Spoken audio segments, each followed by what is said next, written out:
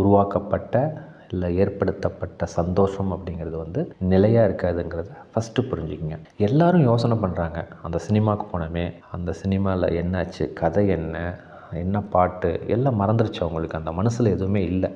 ஆனால் அந்த 2வது அந்த விடுதிக்கு போனாங்கல்ல, ஒவ்வொருத்தரோட அனுபவம், அவங்க எப்படி இருந்தாங்க, நான் எப்படி இருக்கேன், ஏன்னா ஒரு கம்யூனிகேஷன், அவங்க ஒரு ஃபோன் நம்பர் வாங்கிட்டு வந்துட்டு இவங்க பேசுகிறது, அவங்க பேசுகிறது, அவங்களுக்கு என்ன இல்லையோ, புக் இல்லையோ, ட்ரெஸ் இல்லையோ, அந்த கம்யூனிகேஷன்லாம் அவங்களுக்குள்ளே லாங்காக பில்ட் ஆனதுனால அதுதான் ரொம்ப சந்தோஷம், இன்றைக்கி வரைக்கும் தொடர்பில் இருக்குது, அதுதான் எனக்கு உச்சக்கட்ட சந்தோஷம்னு எல்லாருமே எழுதினாங்க. இது வந்து அந்த சைக்காட்டிஸ்ட் ஒரு எழுதியிருந்த ஒரு உண்மை சம்பவம். ஸோ அந்த மாதிரி மற்றவர்களோட பிரதிபலிப்பாக நீங்கள் இருக்க நம்ம வாழ்க்கையில், நம்ம மனநிலையில் ஒரு வருத்தம், ஒரு வேதனை, ஒரு துக்கம், ஒரு மன உளைச்சல், ஒரு குடிப்பழக்கம், ஒரு போதை பழக்கம், கோபம் வர சூழ்நிலை, இதுதான் நமக்கு நடந்துக்கிட்டே இருக்கும்.